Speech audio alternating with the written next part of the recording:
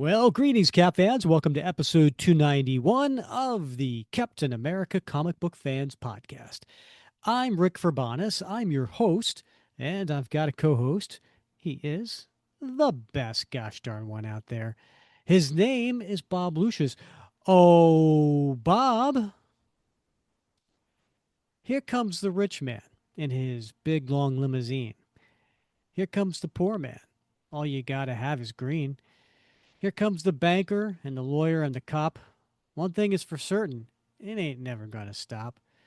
When it all gets too heavy, that's when they come and go, with only one thing in common. They've got the fire down below. It sounds familiar, Rick. I got to tell you, but it's not ringing my bell. Probably because I am not singing it anything like the way it comes out. Uh, that is The Fire Down Below by Bob Seger and the Silver Bullet Band. There it is. All right. Yeah. You know that song, right? Of course. Yeah. Yeah. Yeah. I knew it sounded familiar, and Right. it was in my time frame. Mm-hmm. So. Speaking of time frame, what year did it come out? Oh, I don't. Was it the 80s, I'm going to let you think this through. 70s, late 70s? I'm going to let you really, really kind of pause and think this through. I don't know.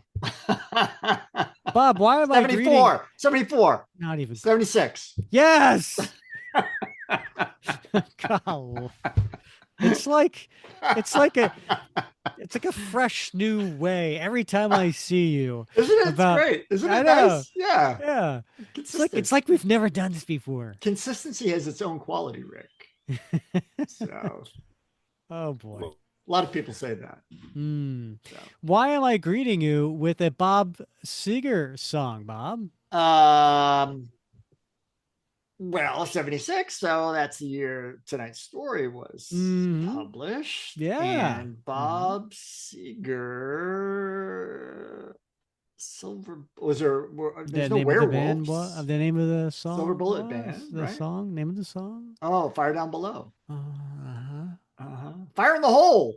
Oh my goodness. All right. No. So yeah, Bob, what are we covering today? We are covering Captain America and the Falcon 197. Which is a comic book. It's a continuation of the Mad Bomb story. Yes. Yeah. There you go. Jack Kirby's Mad Bomb story. This is part 5. And if you haven't listened to or watched the video of us doing part 4, that was episode 286. So make sure you go back and do that first. And then when you get done with that, come back here. But I think most of our listeners, they're all caught up and ready to go. Yeah. I don't know about you, but it was a bit of a cliffhanger in part 4. Of course, every one of these Jack Kirby Mad Bombs has been a cliffhanger. It has. He really knows how to get you hooked to come back for more. And we're halfway through, Bob. Yeah. We are halfway through. It's an 8-part story. We've gone through parts 1, 2, 3, and 4. So we are kicking off the second half, which is the second Wednesday of every month, if you've been playing along. And it is part of our long tail story. So what have you been thinking about this so far? So far, so good, Rick. I mean, it's interesting, right? It's got action, a lot of action. It's got both Cap and Falcon working together, and it's got a real socially conscious storyline, which I love those. Yes. Right, with the elites, trying to set up a new regime, and using a mad bomb to spark uprisings to take over the country on our bicentennial. I mean, this is the stuff I live for, these kind of stories. Yeah, it's been a real fun story. Yeah, we will get to that coming up. We got some other cool things coming up over the next several weeks. We'll talk a little bit about that, including next episode. And then we just completed, if you were listening to the a few episodes ago, I want to say it was episode 283. We did the Captain America Comic Book Fantasy Draft number 6, and we had a couple of guests on the show, Mark Domeyer and Kyle Foster. and fun episode. What just recently we did was we put up a poll for a few days in the Facebook group, put it up to a vote on which of these fan fiction stories you would like to read the most. Bob, would you like me to read the results? I would, yeah. Okay. I think you know. I haven't checked it recently. Well, it ended a couple hours ago. So, Okay. Yeah. So all four of us had different stories, right? So, Right.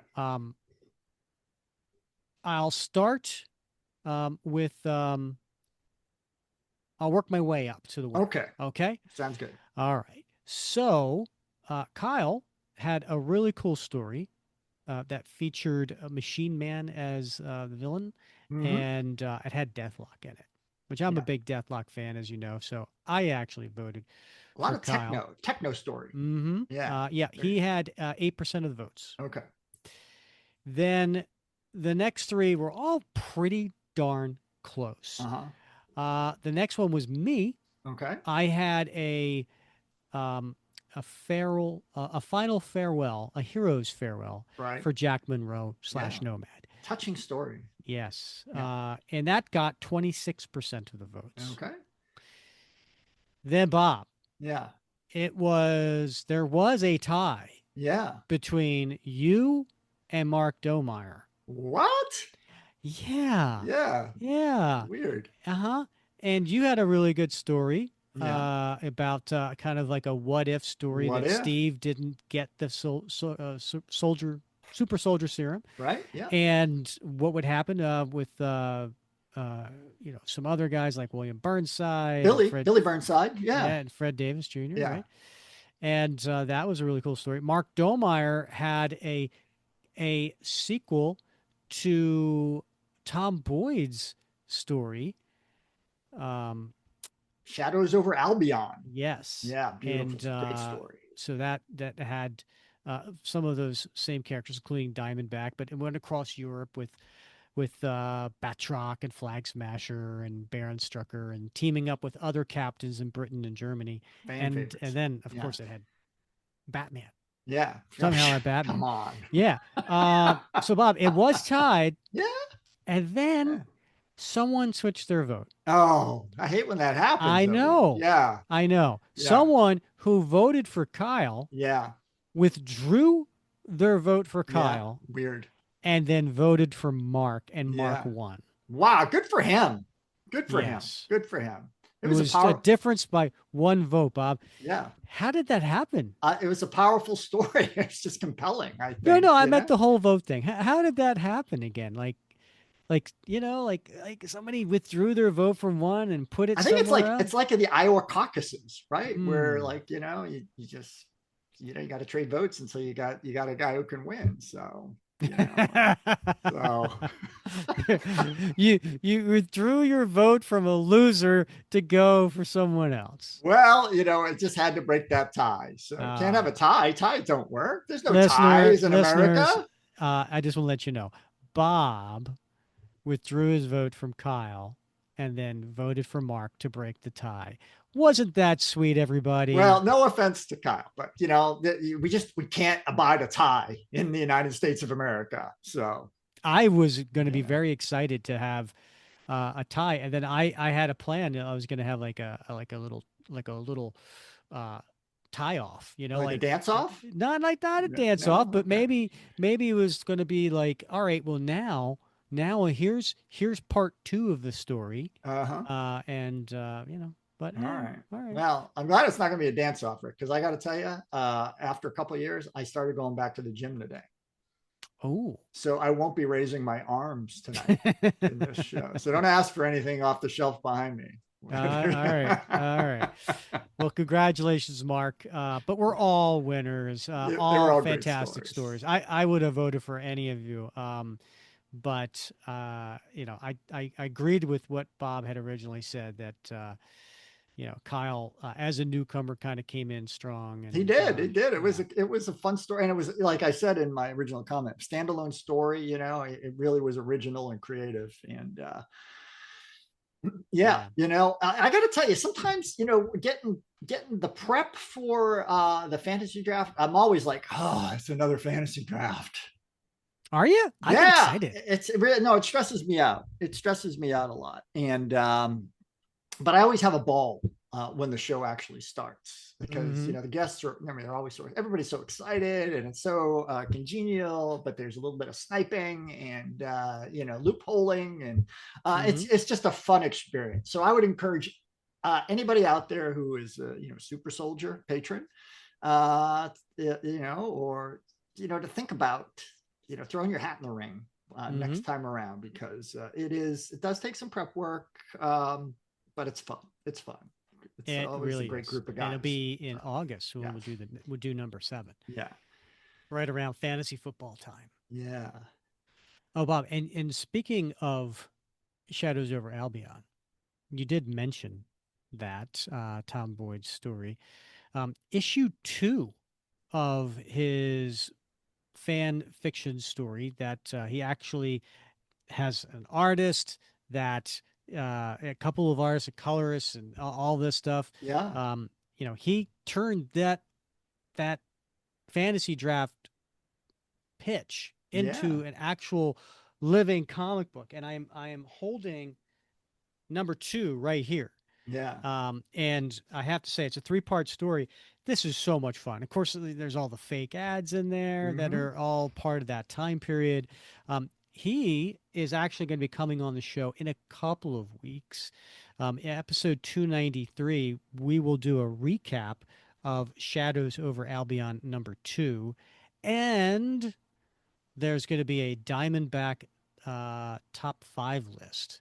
Yeah, So can't wait to talk with Tom on that in a couple of episodes. yeah. It'll be fun to talk to him. I know we got into it a little bit last time, but I think a lot of listeners would be really interested in the process Mm-hmm. that he's followed to do this fan comic book, right?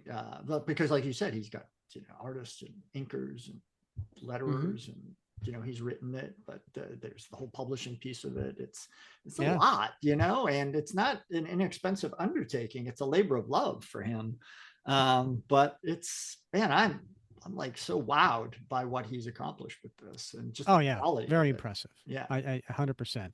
And if people want to hear when he talked about all of what Bob just said, check out episode 254 because we actually go through the first issue panel by panel.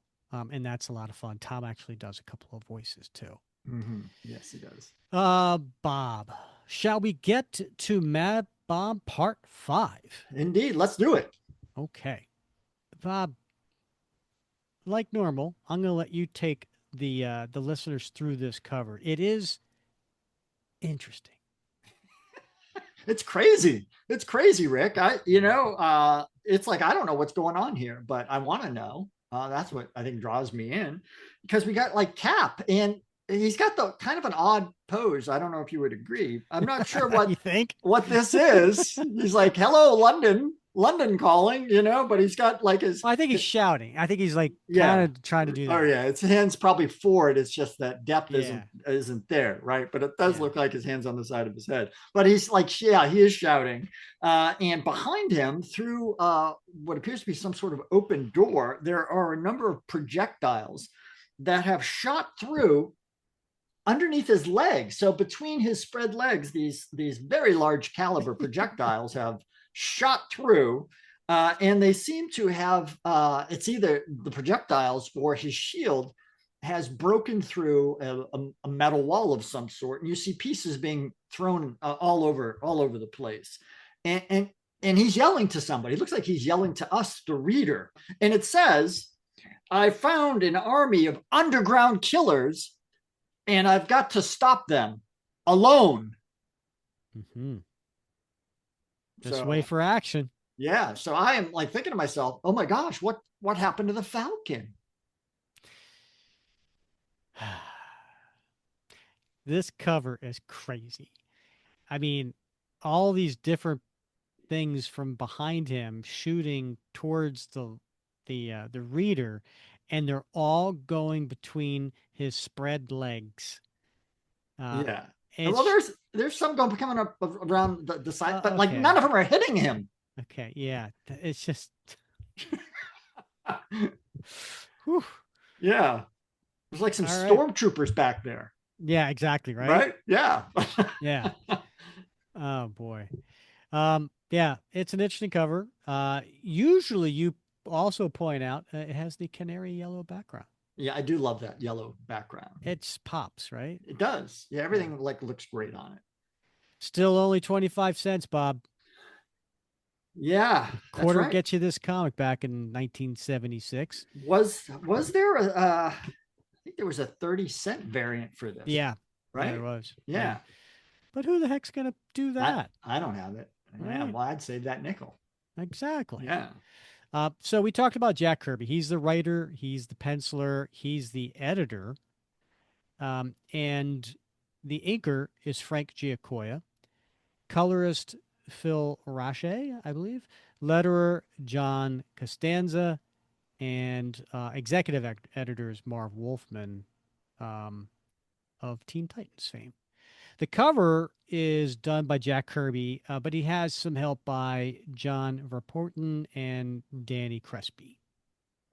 The cover date was May of 1976, but the release date was February 10th. We open up. I don't know about you, Bob, but did you notice anything different in the art? Did it strike you differently when you opened up this versus, like, say, a previous issue? No, yeah, I guess it looked a little more modern. Yeah, it's a different inker. Okay. It's a different Yeah. inker than the last couple of issues, and it's a thicker line. Yeah. Yeah, inkers can make all the difference. Right. Right. You know I'm that. I'm still not convinced whether I like it more, but I could see, like, that Giacoia had put some thicker lines on here. Mm-hmm. Now that you say it, I can't unsee it. All right, it reads: two bells toll for the coming American bicentennial, the Liberty Bell and another, a dark, swaying phantom which sounds the knell of death for freedom and a new beginning for an evil that will not die. Beneath the western wastelands of America, a new society works and thrives for the day it can swarm across our land. And when it plays its deadly games, the cheapest item on the scorecard is human life. Stan Lee presents Captain America and the Falcon in. The rocks are burning. And then we see Cap in a stance where he is on the attack. Falcon is behind him, and then there's a whole crowd of people in the stands behind the two of them. And Cap is heading towards someone who is holding the shield and at the same time in his right hand holding a mace that has a energy glow from it, a Kirby crackle. It looks painful. If it connects, sure Yeah. does. Yeah. And Cap is without his shield. Anything goes in the kill derby, mister. If you want your shield, come and get it. I've tried to stay out of your foul game. I've tried to reason with you for the return of my shield. Now! Stay cool, Cap. Remember how these traitors played this sport. They've got some mean surprises. Cap is well aware of the dangers of the game. He leaps high to avoid his opponent's mace. Ha ha! Try some high voltage. No sell, crackpot. I've got all the power I need. The mace still crackles ominously as Crap struggles to disarm his man. I'll give you one more chance to drop this mace. Drop it! And he holds his wrist. Then, have it your way, creep. And he hits him with the right cross. Crack! Ugh. Stricken, but not disarmed, Cap's opponent tries to recover his senses. He grips the shield even tighter, even as Cap tries to force it from his arm. There's plenty of steam in your punch, mister, but it can't dent my armor. It'll get rougher if you don't release my shield. And he's trying to to pull it out of his hand. Suddenly, with a serpent's swiftness, the electric mace is thrust directly at Cap. "That's big talk, mister." Cap recoils in pain and shock. He staggers helplessly for a fraction of a second. "Now I'm going to finish you off, mister. You've lost the game." Cap, watch it. He's closing in. Let me." But the attack never comes. There's something in the manner in which Cap recovers that makes his opponent wary. "Stand back. I'll get my shield." "That cat's a pro. He's armed. He's tricky. Listen, Cap." "No, I'm going to get my shield." And he leaps at with him with a right kick going right towards his face. And then he leaps over him and kicks him in the behind with the other leg, which dislodges his helmet. And as you say, mister, anything goes. Meanwhile, the watching crowd seems to sense a final stage to this duel. Their eyes never leave the action. They grow tense with anticipation. Then one of them begins to chant, "Kill! Kill!" The cold chant is taken up by the others. The rhythm of it sweeps the arena. It is a roaring sound not heard since the days of ancient Rome. Kill! Kill! Kill! Kill! Now, it's funny. When I read this, because it says kill, kill, kill, right? I just, in my head, my mind, I hear Arlo Guthrie's Allison Restaurant. You know the song, right? I do, yeah. Yeah. And there's a part where the singer is going into to register for the draft. And they ask him, what are your thoughts on this? And he starts to act crazy.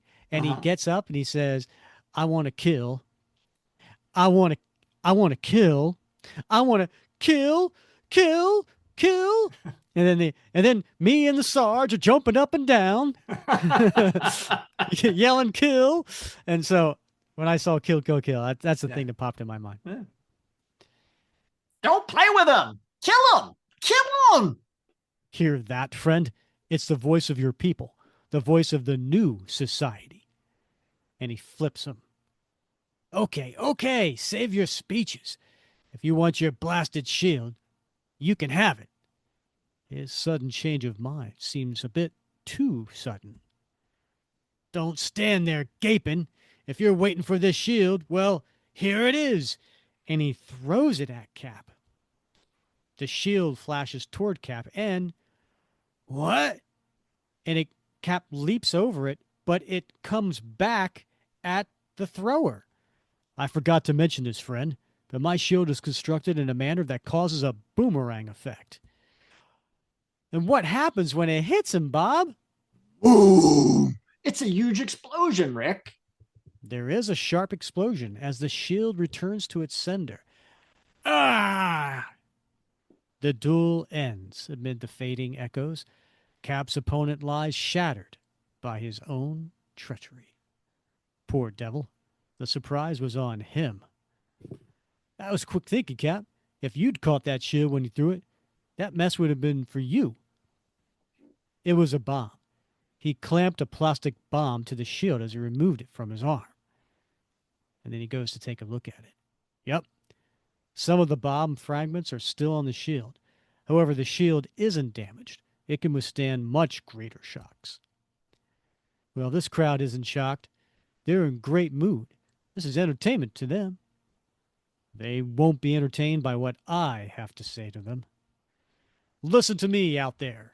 You've just seen a man die. A man who lived by your rules. And if his life means nothing, what in blazes is the meaning of your own? What kind of jungle world are you building?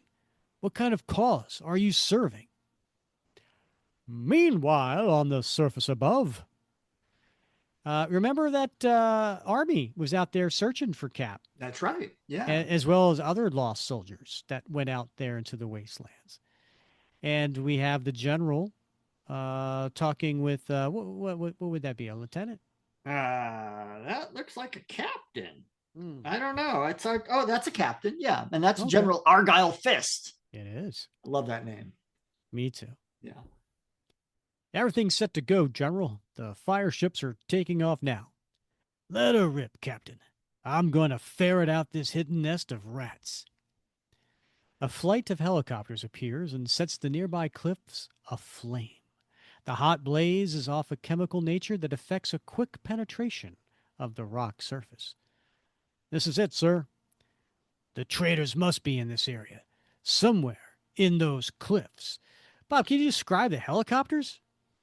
Yeah, well, I mean, it's a helicopter, so it's kind of shaped like you might expect a Yui or maybe a larger Sikorsky, but it's typical Kirby. So while it does have the main rotor blade on the back, it's got all kinds of weird appendages on it that could Please don't be. say that again. Yeah. It brings back painful memories. Okay, yeah. Mm. So, but it has what appear to be some sort of gun systems on it that are very Kirby-esque. So, it's an amped up helicopter.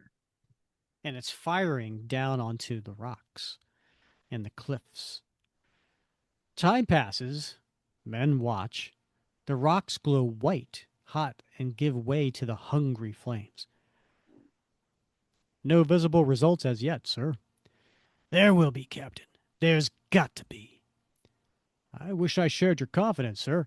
One could hide the Pentagon in these wastelands without fear of discovery. We've had enough clues. I tell you, it's here. Here! General! What? There's smoke pouring from the ground. We've found it. The hidden installation is below our very feet. It must be honeycombed with corridors which are taking the smoke and heat from the cliffs. But there may not be an installation below. It may merely be a series of hollow caves.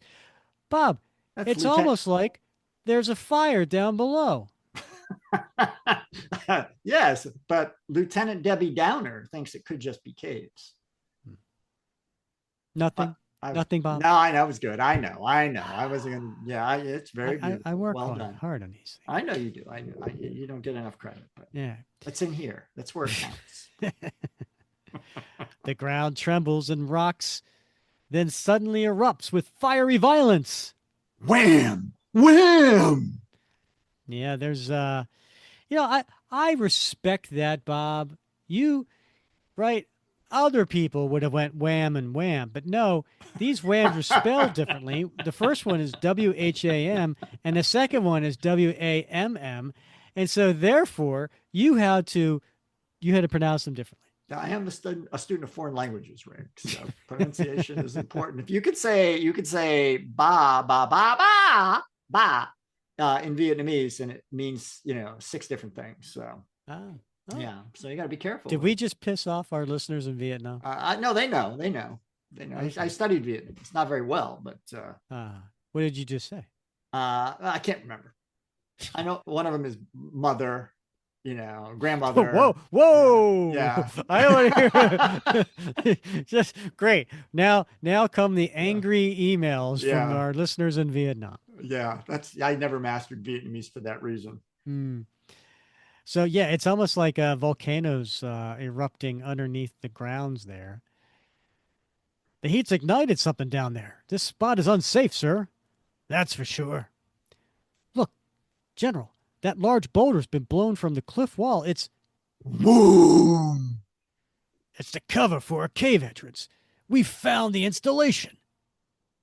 And here they come, the little foxes who would tear up the Constitution. We flushed them into the open. Now, let's go get them. The strike force of General Argyle Fist roars into action with all guns blazing. Take that cave entrance. Give them hell! And what do we see advancing, Bob?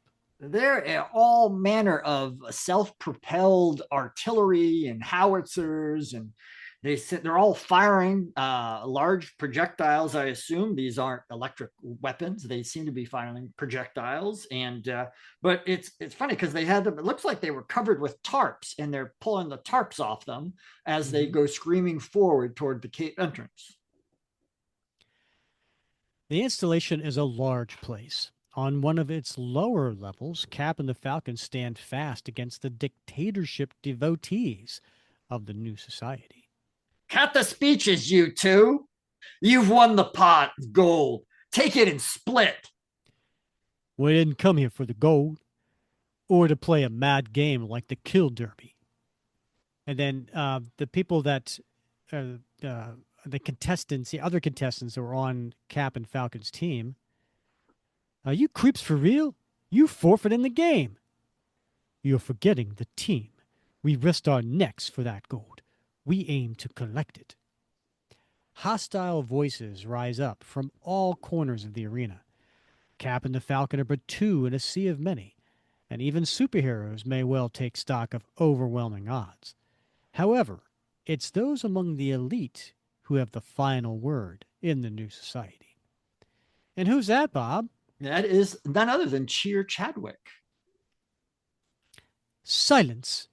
I don't know who you two are, and I don't care. But if you want to survive in the new society, you must stay in line. Take your winnings and keep your mouth shut. Hard words from such a lovely girl, Cheer Chadwick. You would do well to arrange for the Falcon and myself to speak to your father. Father's a biggie, too big for the likes of you to see. Now, take the gold and divide it with your motley crew. You don't understand, Miss Chadwick. Time is running out on your elite and its followers. And she points to a big cauldron of gold. Yeah, it's a pot of gold. Yeah. Yeah. Literally. They're finks! Spies! Look to your own safety, mystery man. The crowd is turning against you. Kill! Kill! Let their team kill them! They must do it! And sure enough, their own teammates start firing on them. That kind of team spirit I could do without. We'll gladly take your share of the gold. It's no use trying to hang on to our popularity. It's back to belligerency for Cap and me. And Falcon does a in-air kind of somersault and like a tumble of some sort, and he kicks back one of the soldiers. Wow! You just don't appreciate nice guys when you see them, teammate. That's too bad for you. And he gives him a left cross. Pow! Cheer Chadwick looks on with growing impatience. She knows what Cap and the Falcon are seeking in the installation. She knows that they must never find it. Kill them! Kill! Kill! But at that moment, the sound of doom echoes in the arena. Boom! And there's a loud explosion overhead. There is a moment of stunned silence. Then panic seizes the audience. They bolt for safety. And sure enough, they all start rampaging. Cap, what's happening? They're heading for the exits. There's been some kind of blow-up, Falcon. Then another, more violent shock strikes the arena. There it is again. If I didn't land, I'll get nailed by flying debris. Don't you recognize that sound, Falcon? It's gunfire. This place is under attack. Woo! It's been discovered by the army. Cap and the Falcon find themselves buffeted about like flotsam in storm-tossed waters. The arena is a scene of utter chaos, where cries of fear turn to cries of injury. And Cap and Falcon look a little afraid. Yeah. And this is like a tremendous splash page, right, of a crowd. Mm-hmm. And Falcon and Cap are stuck in the middle of that crowd. And they're getting crushed, by just the mass of people. Yeah. We've got to get out of here, Cap. This is our chance to reach our objective. If we don't get it now, we'll be crushed by this mob. I'll never make it without wings, Falcon. You've got the ball now. The Falcon responds with fantastic speed and strength. He seizes Cap's wrist and yanks him skyward. There isn't time to think about that. Good work, Falcon. Another second and that human grinder would have doomed us both. And indeed, a firefight of intense ferocity is taking place. And the U.S. Army is coming in, and they're firing guns ablazing. Pow! Pow, pow, pow, pow! Hit him! And then soon after, Falcon is still holding on to Cap's wrist as he's flying. We're in the clear. What's more, these corridors are empty of armed guards. They must have been shifted to the scene of fighting. Our side may need us there, too. General Argyle Fisk lives up to his reputation as a tiger. It's got us pinned, General. They're growing everything they've got. The blazes with that. We can't stay here forever. Inch up if you have to, but enlarge this bridgehead. The firing grows hotter. The opposition gives way grudgingly. Hold your ground. We need help. Where's that sound machine? And then, coming from off panel, is Gloria Estefan.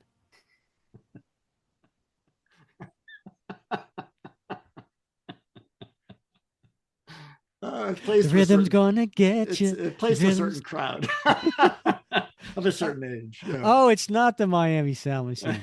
Oh, this is a completely different other sound machine. Okay. Bob, do you want to describe this sound machine? Yeah, at first blush, it looks like a huge vacuum cleaner to me, right? Yeah. It's got sort of it's long, rectangular, boxy, typical Kirby. It's got all kinds of appendages on it, tubing and piping and, gaskets and all sorts of stuff with this very large curved handle on top, it looks like, but it's large. I mean, it's probably from relative to the people wheeling it out, it's probably 30 feet long. And it's fuchsia. So, it's important. But it's got a square orifice in the front that where the energy beams come out of this sound machine.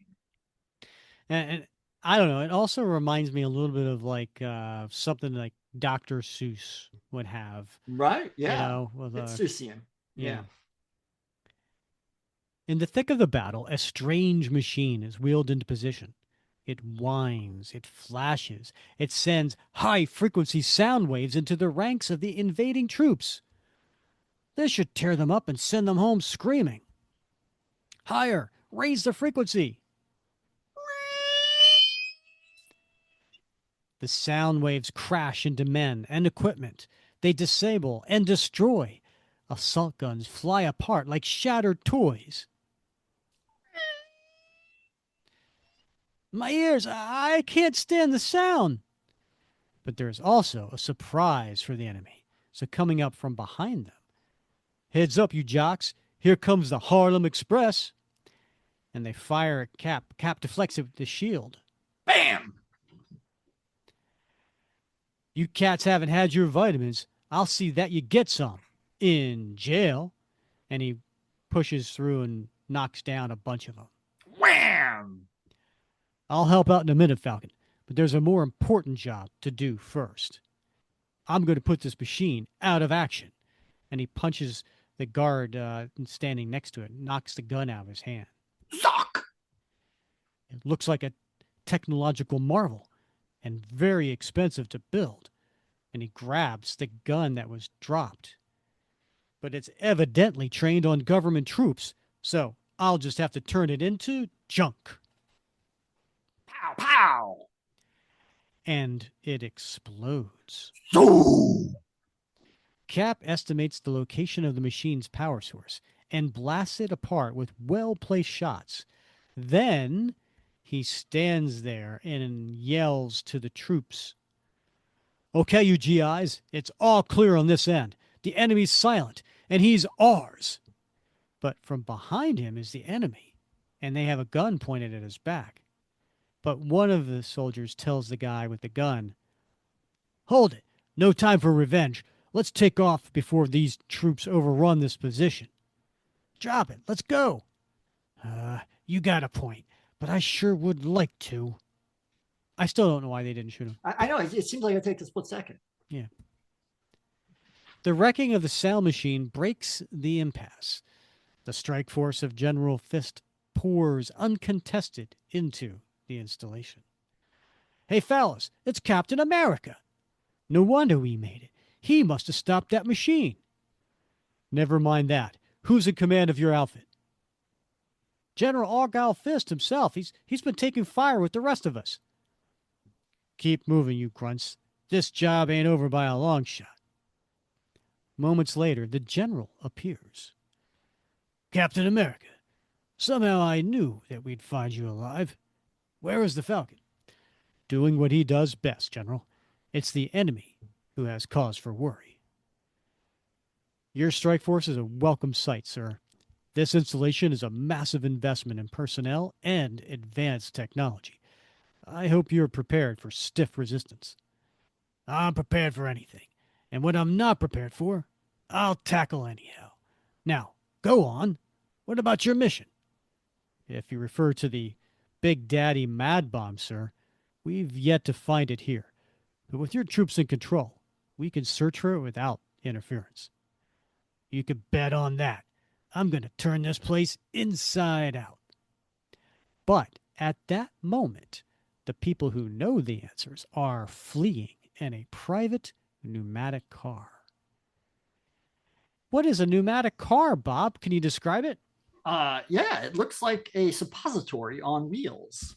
And so it's gold. It's got some windows. It's on apparently some tracks, but it must be being moved by air pressure, right? Because it's pneumatic. So, and it's in a tunnel of some sort, deep underground. So they're zipping away. Your men reached me just in time, Papa. I might have been stomped by that horrible mob. The rabble can fend for itself. We've got places to go. And then there's an explosion. Boom. What was that, Papa? It sounded like an explosion. Nothing to worry about, my dear. It will seal off this tunnel to delay pursuit. Papa, are you angry with me for involving myself with those two masked outsiders? I know that they're spies, and they're searching for the mad bomb. It doesn't matter, my dear. The Big Daddy mad bomb is safely planted where they'll never find it, and there it shall remain, primed and ready to do its job for the new society on Takeover Day, the day that America's outmoded Constitution is thrown on the scrap heap. That'll be neat for us, Papa. When will it happen? At a most memorable time, my sweet. On the very day of this country's bicentennial, the mad bomb will go off and end its existence. And then there's a little blurb for the next issue. If the mad bomb isn't enough to worry about, a more personal tragedy waits in store for Cap. In the next issue, Captain America's Love story. Don't miss it. There we go. A lot of little action there. A little action, some great Mhm. dialogue. I see General Argyle Fist in a future fantasy draft story. You're right. You know, Yeah. Well, it'd have to be a period piece, though. it could be a younger Argyle Fist, could be an older Argyle Fist, right? Could be World War II, maybe. You know, he's a young lad on the home front, a sentinel of Oh. liberty, perhaps. Mm-hmm. Yeah. I like it. All right. Oh my gosh. So Bob, what do you think of the story? It's heating up, Rick, you know. I see what you did there. Yeah. Just when you think they're on to the mad bomb, you think, you know, it's got to be in this installation, right? I mean, why would the installation be held, you know, this hid so well beneath the desert floor? Clearly they've got the mad bomb there, but it appears not the case. So the hunt is on. Yes. Bob, I lost my notes. Mm-hmm. I don't know who goes first. Oh, well, why don't you go first? Um, who went first in the 70th anniversary special? Oh, Do you know? I don't remember what I had for lunch, but uh, I think it might have been me. I think Yeah. it might have been me. All Yeah. right. All right. I'll go first. My favorite panel in this one, Bob, is on page 3, and it is panel 3. And it's the one where Cap says, "No, I'm going to get my shield," and he's jumping at the combatant, and he's got the one right leg extended with the boot heel coming right at the guy, and it's very Kirby-esque, the pose for sure. Yeah. It's a little reminiscent of, I want to say, Tales of Suspense 58, which was the first Cap. Kirby had like that kind of pose. He was crashing through the window. Yeah. Yeah. So very, very similar to that. Yeah. But he's got a face that I've never seen before. He looks a little like a 5 o'clock shadow, but I think that's because of what happened with the mace, right? Because the mace, Oh, yeah. Yeah. the energy kind of went into his face. Right. Yeah. So it is from, remnants from that. Um, so for that, all those reasons, I'm going to go with that's my favorite panel. Yeah. You don't get to see the bottom of Cap's Buccaneer boots very often. You don't want to see the bottom. Especially you had some gum on there, right? Mm. Yeah. That's some level of detail we don't If you're get to see. seeing the bottom of Cap's boot, Yeah. it's not a good day. It's probably not a good day. Good No. point. Good point. How about you, Bob? What's your favorite You panel? know, I'm going to go with that full page splash. I think it's around page 11. That's the Mm. one where Cap and Falcon are trapped in that crushing mob. Yeah. And I like this one because as you rightly pointed out, they looked a little concerned, they're a little worried. I mean, they're in Yeah. this. I mean, I think about like all those stories of I mean, particularly for our overseas listeners, the football games and how there's very large crowds and people can get like crushed to death in these crowds. Mm-hmm. Kind of has that reminiscent, and like I can't even count the number of people that Kirby has rendered around Mm-hmm. Cap and Falcon. But it's a crush and it's very claustrophobic. And just looking at it, you feel a little claustrophobic. So Mm-hmm. it really has that emotive impact on you. So I love it. I love this page. Yeah. I good choice. I like that. What are you putting on your T-shirt? I decided to go with a Falcon panel, which is Oh, you don't say. a departure for me. It's on I think page 9, and it's the center right panel where Falcon is smacking with a left hook in the face of one of these guards, and he says, "You just don't appreciate nice guys when you see them. See him, Yeah. teammate. That's too bad for you." Uh-huh. So it's kind of a cool little Falcon panel, and Yeah. I like that. So I'd wear that on a t-shirt. I don't have a Falcon t-shirt, so I feel like I should like a original Falcon t-shirt. Mm-hmm. Not a Sam Wilson cap. I do have a couple of those, but I'd love to have a Falcon t-shirt. Yeah. And I like the saying. I Yeah. like what he's saying. How about Good. yourself, my friend? I'm going to go with page 5, panel 5, and it's a close up of Cap's face.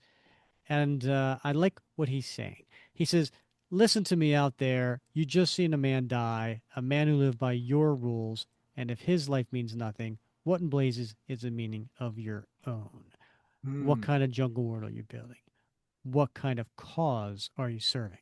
So, depending on what's going on in today's world, I may just Yeah. go, "Oh, good timing for this T-shirt." Yeah. Wear that one to Costco. Mm-hmm. Right. Yeah. All right. I like that one. It's a good speech of fine.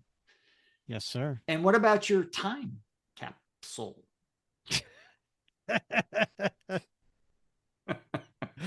uh, your emphasis was on the wrong Oh, syllable. it is. I know. I know. I I was am committed. going to go with uh, page 13, Uh-huh. Uh-huh. and that is the introduction of the sound machine. The Sound Machine. This is the first appearance of Sound Machine. So when Sound Machine finally makes it into the MCU, everyone's going to be clamoring for, where's the first appearance? Yeah, right.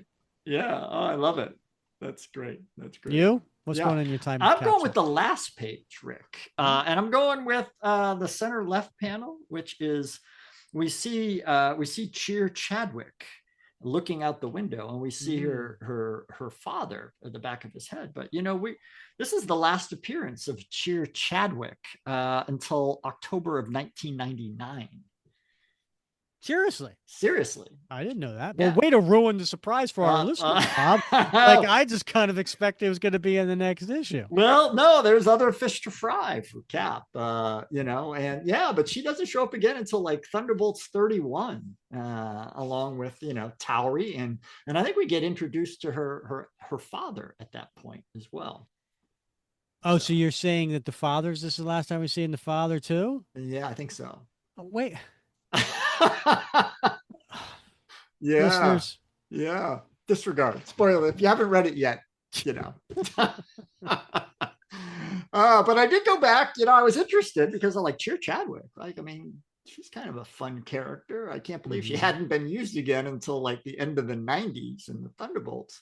And then she made like a little appearance in the Last Defenders series, like several years past that. And then she showed up most recently in Captain America Volume 10, number 21, a brief appearance.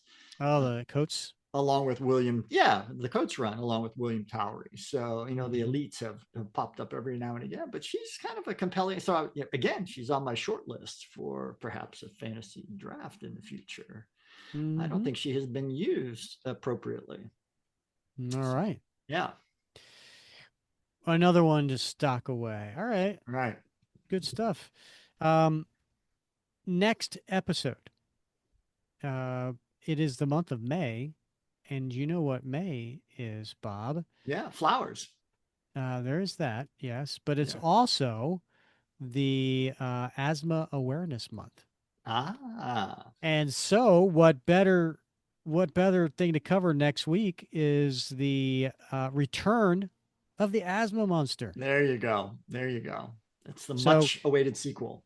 Yes. We will be doing that panel by panel. So that's next episode. The Asthma Monster. Hey, Rick, what do you call a monster who's really, really smart? I don't know, Bob. What do you? Frank Einstein.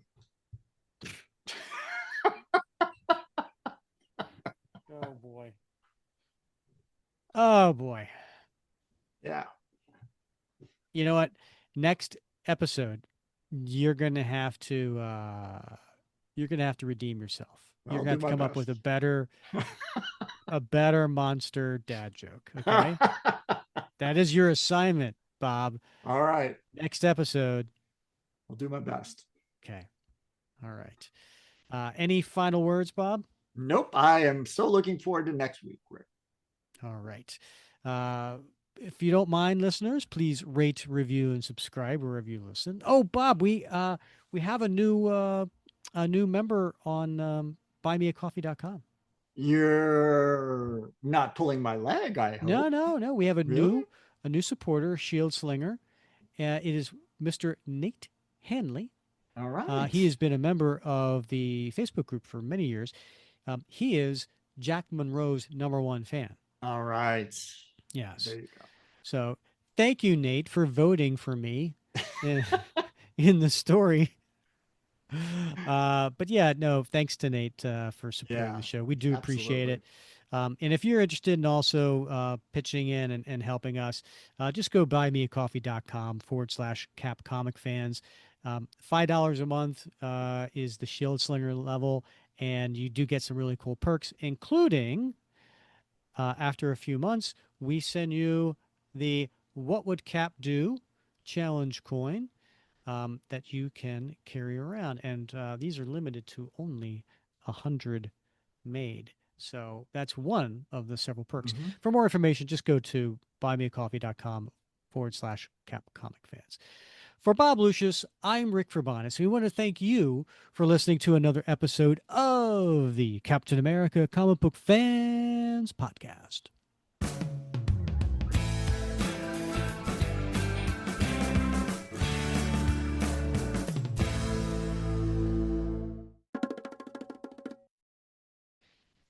You want to do the crowd?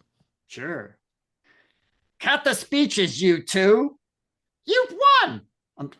You won the pot. I'm sorry, it's too Monty Pythonish.